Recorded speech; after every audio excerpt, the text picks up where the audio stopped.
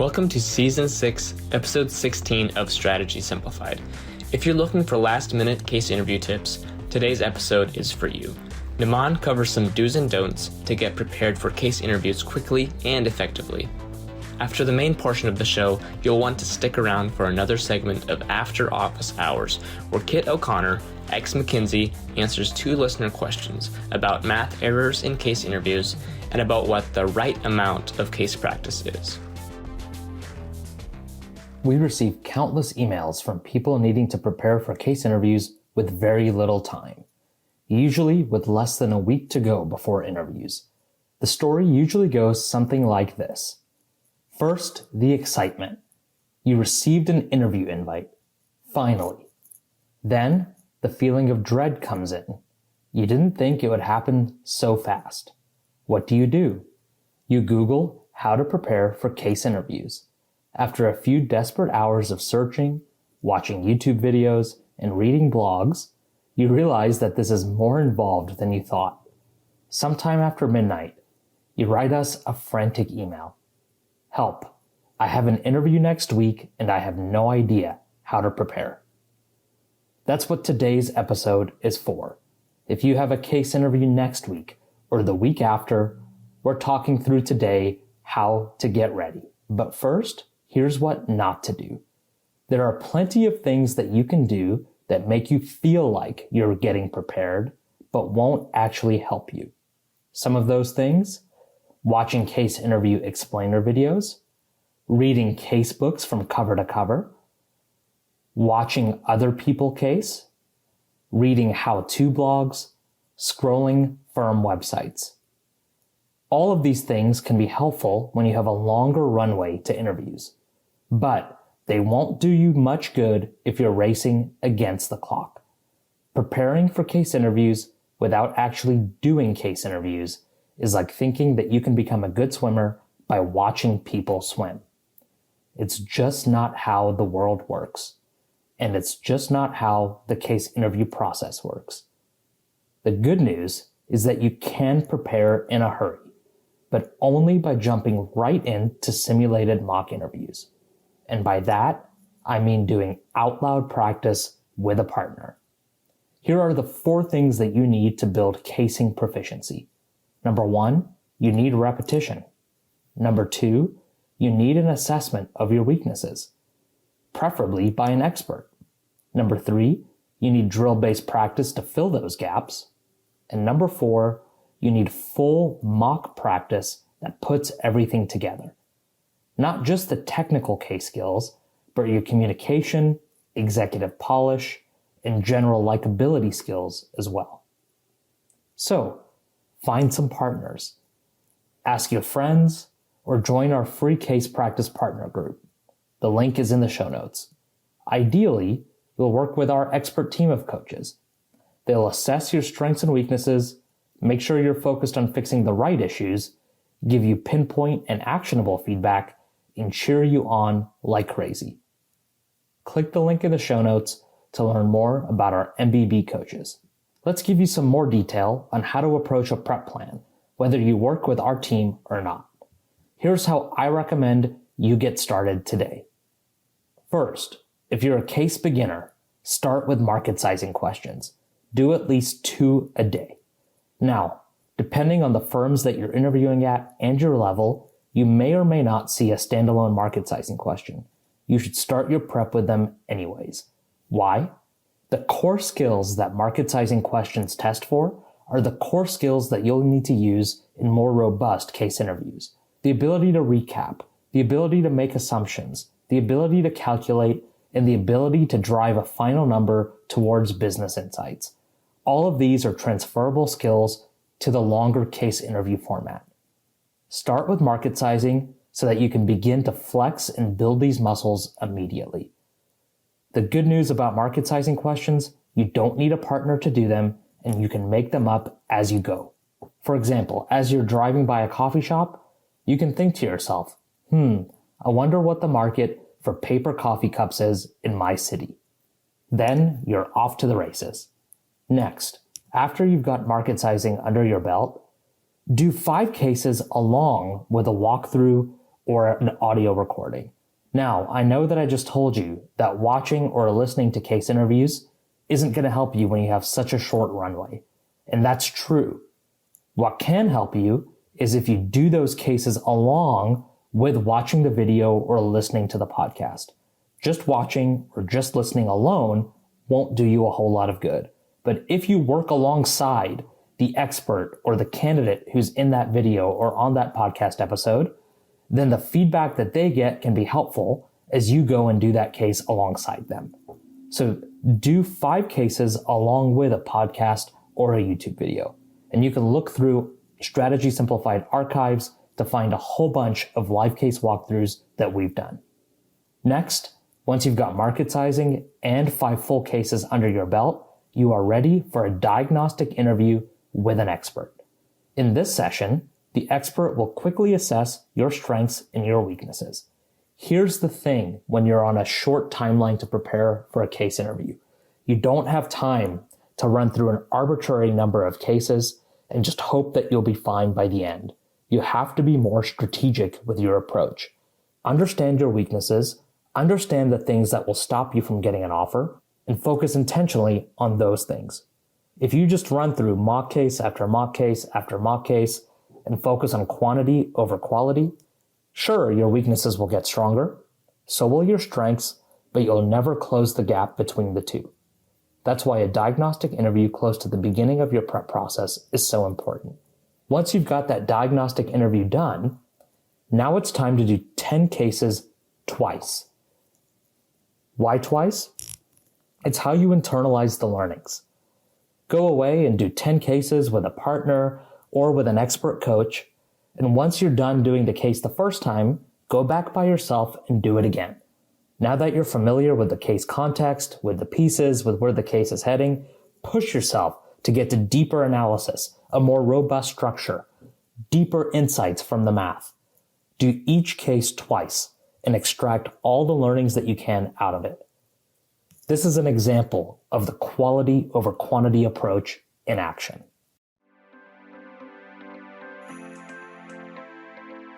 We'll be right back after this short break. The best way to prepare for case interviews is through out loud practice with a partner. If you're looking for case practice partners, we can help. We have a free LinkedIn group you can join to find partners at your level and in your time zone. The link to join is in the show notes.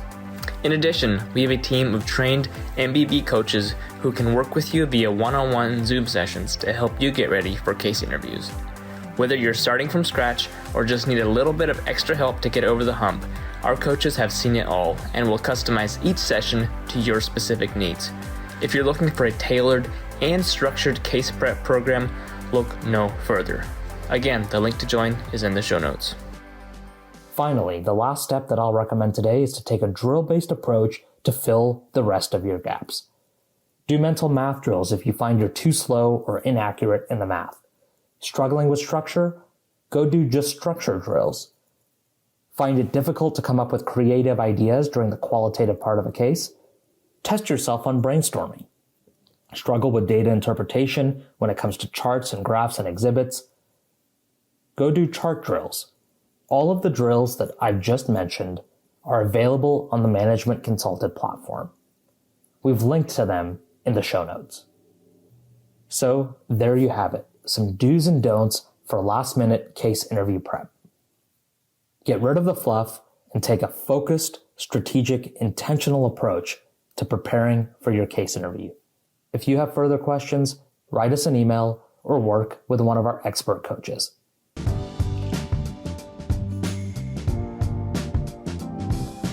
Welcome to After Office Hours, the part of the show where we answer your listener questions. If you'd like your question answered in a future show, make sure to send it in to podcast@managementconsulted.com. All right, for our next couple of questions, we have with us here Kit O'Connor, one of our coaches here at Management Consulted. Kit, thanks for joining us for these. Absolutely. Excited to have a couple of questions submitted from Black Belt clients who work with you directly. The first one here is from Tommy, who asks, if I make a single math error, will I make it through the interview? What do you have to say to that, Kit? I like any good consulting answer, it depends. I think that on the face of it, the answer is no. A single math error is not going to hurt you. I remember I made a math error in my own final round at McKinsey, and I got through. So let's break it down into kind of two things. It's first would be the kind of severity of the error, and the second would be the ability to rebound. So I think that if you're in the middle of a math question, you get to a tough problem that you haven't seen before, maybe two numbers that just don't play well together, like 7 times 13, and you miscalculate it as so what is 7 times 13? 91. I think that you miscalculate it as 81, and you keep on going. That is not going to hurt you, especially if you're smart about giving the interviewer what I call the intermediate answers. Because as an interviewer, I know all the math, but I know kind of the big numbers you're supposed to get to along the way. Mm-hmm. And if you say, oh, okay, and so the total amount of widgets is 7 times 13, 81, I can kind of pause and say, is that quite right? And as long as you're, kind of listening and taking hints, not a big deal. So something like that is really not a big deal. And I think that some people get thrown off and saying, oh no, I made a math error, or the case is over, or I'm not even going to bother. Absolutely not the case. Now, if you have something that is a just massive scale error and you don't pause to say, is this correct? Yes, this gallon of milk should be priced at $11,000. And just kind of pause and look at the interviewer like, okay, I solved the problem. That's pretty bad. And it says something about your ability to check yourself. So that's the first thing. Thinking about like, is it something that just kind of happens as a matter of course, or is it something that really is just like off in a very, let's call it ugly way? And the second is how do you recover? I said before that some people kind of get in a rut and say, oh no, I got part of the math wrong. There's no way I can ever recover from this. But if you take it in stride, because look, you're going to have math issues, you're going to say things incorrectly over the course of your career, and just say, oh yeah, you're right. I meant 91. Let's keep on going. That ability to kind of just shrug things off and say, hey, water under the bridge is a really strong moment in the, hey, this person would be great in the team room. And it's almost a good thing that you can demonstrate that you don't need to be perfect to get through the case. So when at least I'll pull back the curtain a tiny bit on the McKinsey grading process and say that there aren't like 87 points and you have to get a minimum amount to get through, and one wrong question can screw you. I think it's more of a holistic evaluation of did this person put forth the right effort and the right numbers and the right sense of feeling good about the answer and getting to something that they can say, that they can come to an interesting conclusion on, not necessarily did they absolutely do the textbook perfect math and equations. Mm-hmm. Absolutely. Really appreciate your insights on that there. We have a second question that's come to us from Jihei, another one of our black belt clients who works with you directly, who asks, what's the right amount of case practice? And is it possible to overcase? Okay, what do you think about that one? So let's take that second one first. Is it possible to overcase? Yes, absolutely. There are diminishing returns after you get to a certain point as a caser when you're prepping. And how that tends to manifest itself is that you turn into a little bit of a case robot.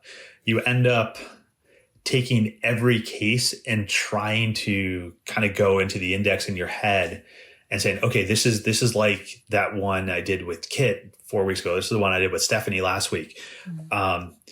And you lose a little bit of that creativity that's necessary to succeed in the case interview process.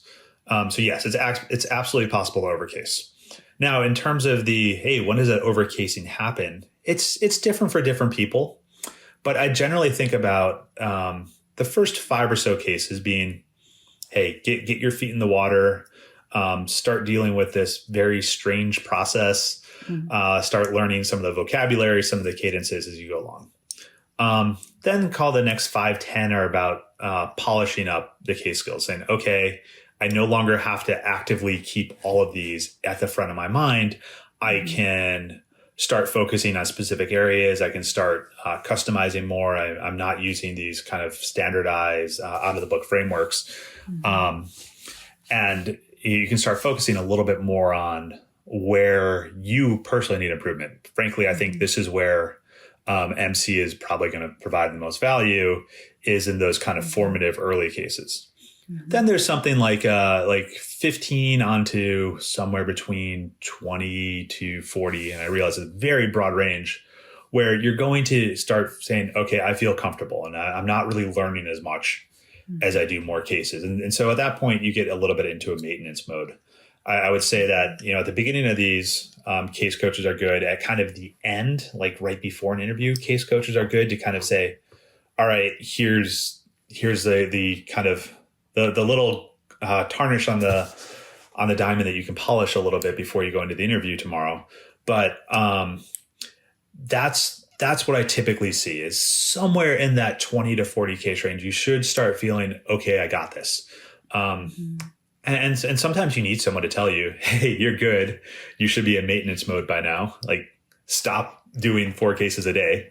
And sometimes you realize it on your own if you are doing cases and realize, hey, I'm not as interested in doing another one because I feel like it is just another lap around the block. And let me add one more point onto this, which is that having varied cases is important. Don't try to do all profitability. Don't try to do all market entry. Don't try to do all M&A.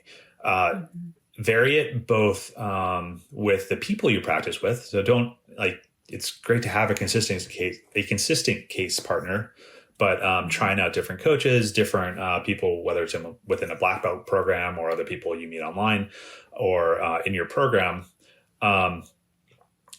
that's critical.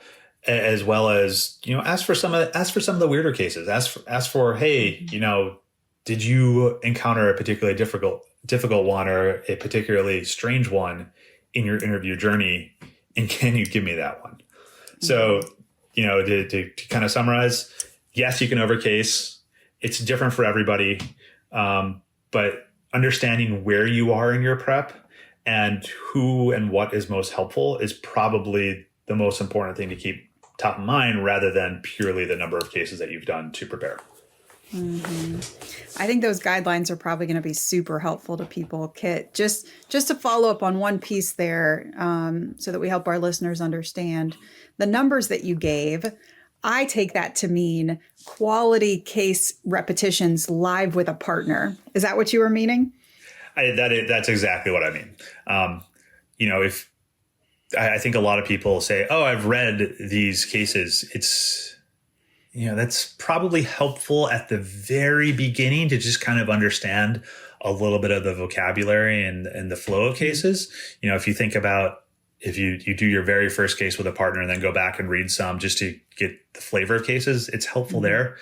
But after that 4th, 5th case, that is just not going to do anything for you. So much of casing is the presentation, the ability to connect with other people, the listening, the creativity. There's so much that you have to do in the moment that I think that beyond those very first formative cases, you should really be doing everything live with a partner, whether it's a professional like one of us or a fellow interviewee. And I will say that having somebody who knows the other side of the table is so much more helpful.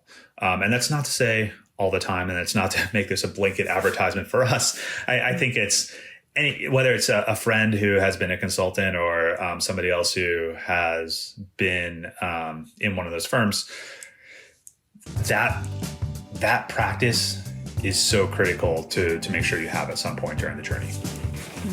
Absolutely. I could not agree more, Kit. So thanks so much for sharing your input on these. Absolutely.